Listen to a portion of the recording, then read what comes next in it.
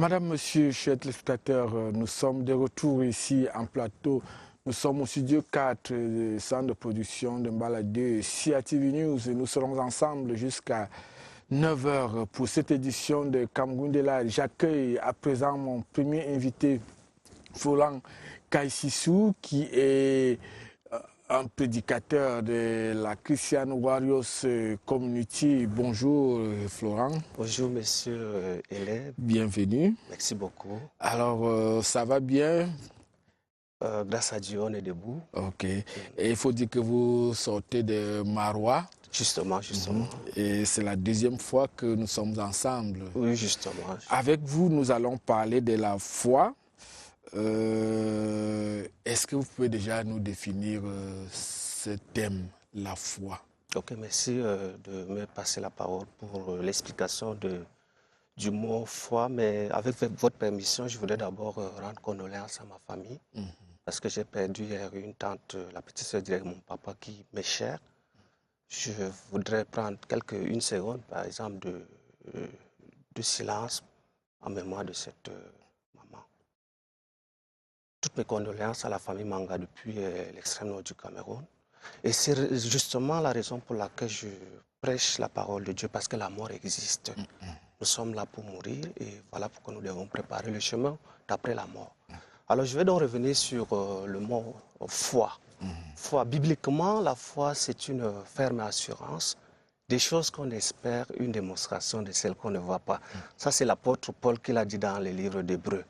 Mais nous revenons sur l'expression foi, je vais dire de manière étymologique.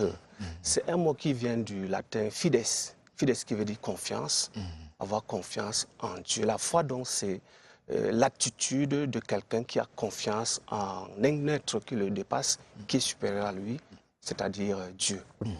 Alors, ainsi défini, est-ce que vous pouvez nous dire, est-ce que la foi est héréditaire? Comment est-ce qu'on acquiert la foi? La foi elle ne peut pas être déjà héréditaire. Et je voudrais dire que la foi, avant d'arriver à la foi, il faut d'abord parler de la croyance. Il faut d'abord croire en quelqu'un avant d'avoir foi en cette personne. Pour nous qui sommes enfants de Dieu, nous croyons au Seigneur Jésus-Christ. Et c'est ça le but de la Christian Warriors Community, c'est d'amener l'humanité à croire en un être suprême qui est le Seigneur Jésus-Christ. Alors, lorsqu'on croit donc, naît la question de la foi.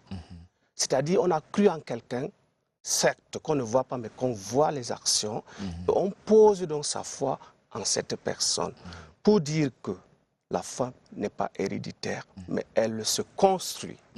Elle se construit dans les Saintes Écritures, la lecture de la Bible, la prière, et ainsi de suite. Alors, lorsqu'on parle de la foi, elle n'est pas héréditaire. On l'acquiert par le moyen de la croyance. Il faut d'abord croire à quelque chose. Est-ce qu'il y a un processus pour dire que maintenant, cette personne a cru, cette personne a déjà la foi? Est-ce qu'on peut déterminer, ou bien détecter, ou alors mesurer le niveau de foi de celui qui a cru? Naturellement, il y a un processus. Je vais toujours revenir sur les mêmes expressions que j'utilise. La repentance, le péché. La Bible dit que mon juste vivra par la foi. La justice, c'est quoi? La justice, c'est se séparer d'abord du péché.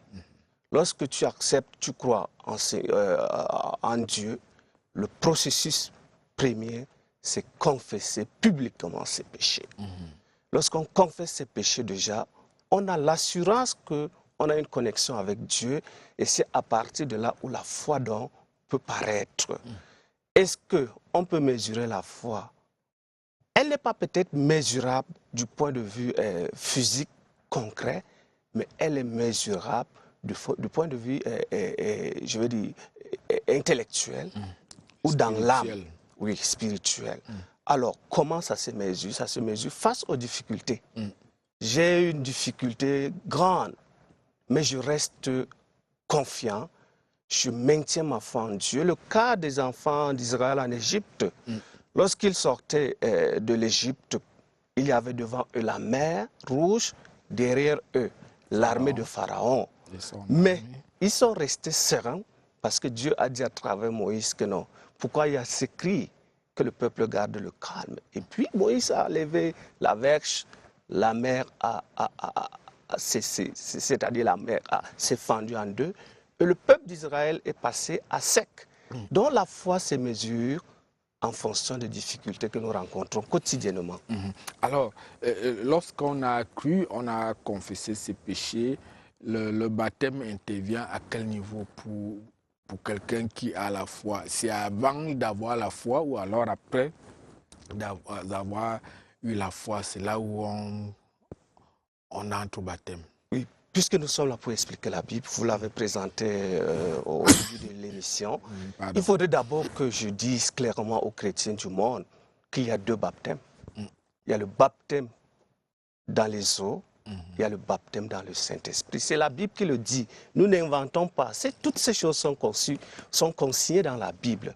Je reviens donc pour répondre à la question. Je parlais d'abord du baptême dans les eaux. Le baptême, c'est quoi? J'ai accepté la parole de Dieu. Maintenant, je sens qu'il y a des péchés que j'ai faits et que je voudrais définitivement renoncer à ces péchés. Je vais donc prendre l'engagement d'abandonner la mauvaise vie en me consacrant au baptême. Pour dire que la foi peut venir avant le baptême. Parce que c'est même cette foi, cette croyance qui t'impose intérieurement qu'il faudrait que tu te baptises. Il faudrait que tu prends un nouveau engagement. C'est lui d'enterrer les péchés. Voilà pourquoi on baptise par immersion